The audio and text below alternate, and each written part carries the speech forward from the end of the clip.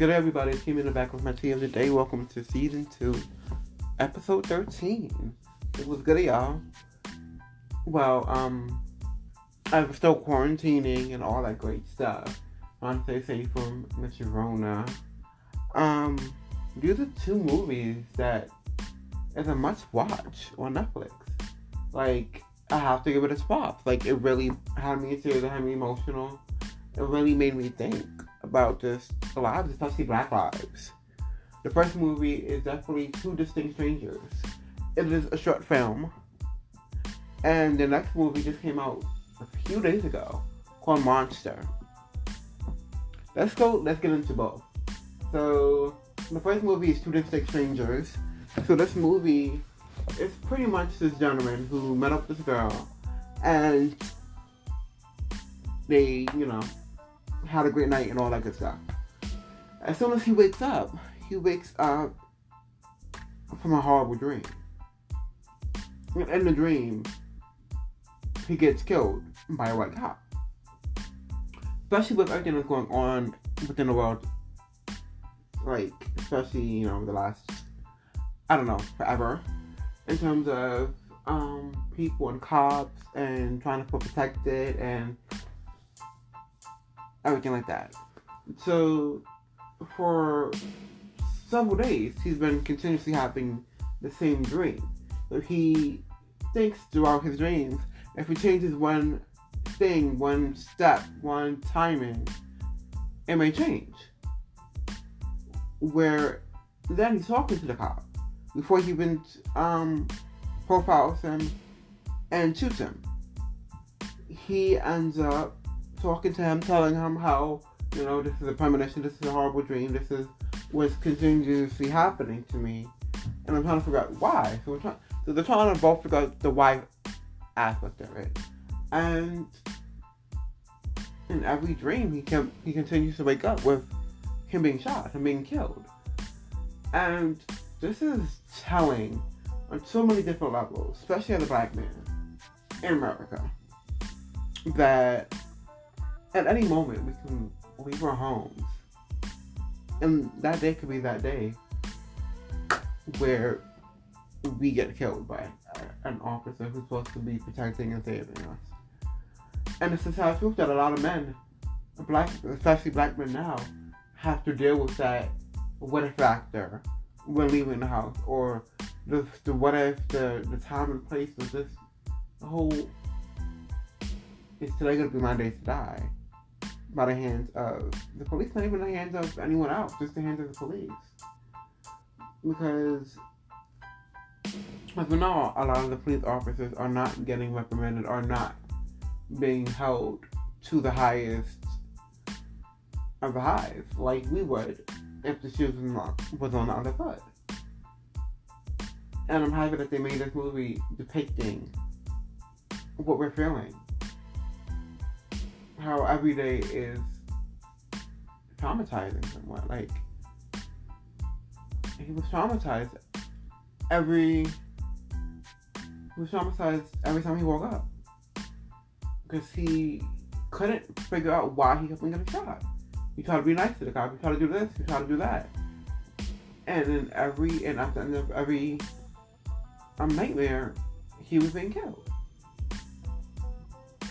Definitely go watch it to really depict and deep dive into it. The next movie was definitely Monster. And this movie is about being at the wrong place at the wrong time, but being called a monster. People already having a preconceived notion of who you are just because you're Black.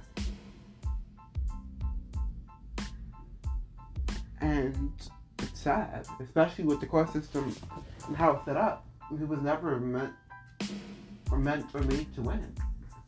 We was always meant to fail and to be incarcerated at this point.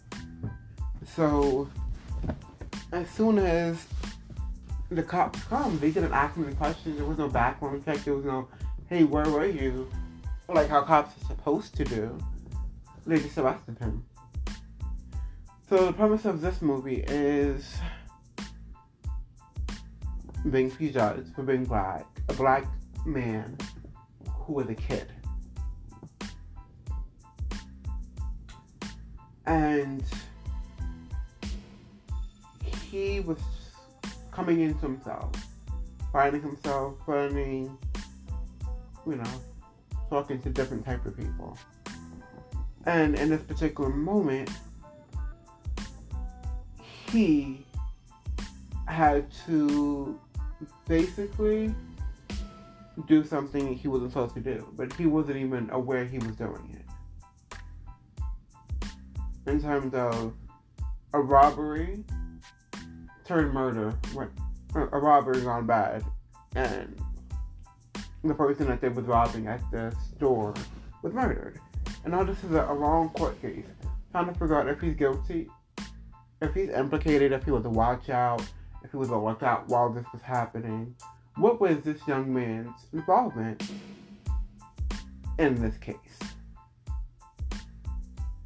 So he has to get arrested, do the whole fingerprint situation, stick out your tongue, make sure you don't have anything in your mouth, taking showers with grown-ass men, having to use bathrooms with grown-ass men.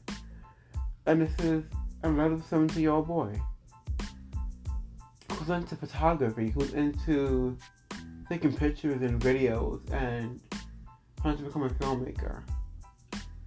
And he was caught up in something he should have never been a part of.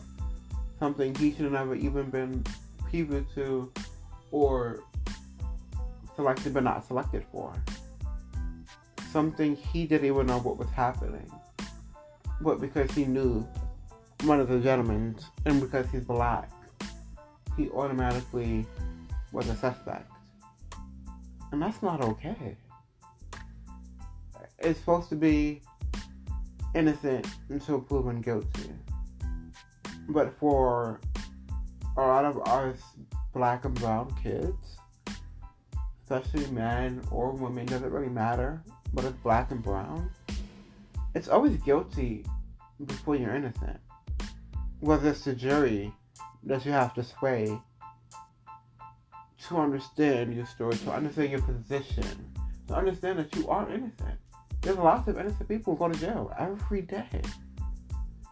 And because we don't have the right attorney, we don't have the right jury, we don't have the right people backing us, it gets fuzzy and it gets discouraging. Like, you lost before you even lost. You're throwing in the towel before they even gave you the verdict. And for this young man, that's exactly what was happening. He was losing hope because he felt like there's not enough evidence saying that I'm innocent. They have enough innocence to try to put me in jail for 25 to life. But they don't have enough evidence to say that I'm innocent and that I didn't do this and that my intentions for whatever happened after me leaving that store was my intentions to just get a drink. My intentions was to just live life and do what they say, but not knowing what I was helping them do. Not knowing that I could have been implicated in a crime that I have no awareness of, that I was being a part of. I'm not even getting paid for this.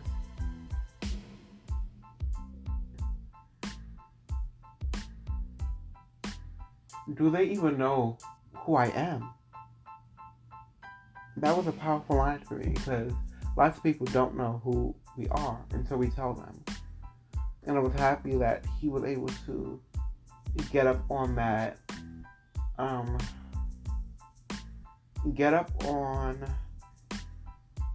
stand and tell his truth. And let the jury really understand who he is as a person. These two movies have definitely impacted me a little. And you should definitely see it because it will impact you as well. And they are brave great movies. They are somewhat tearjerkers.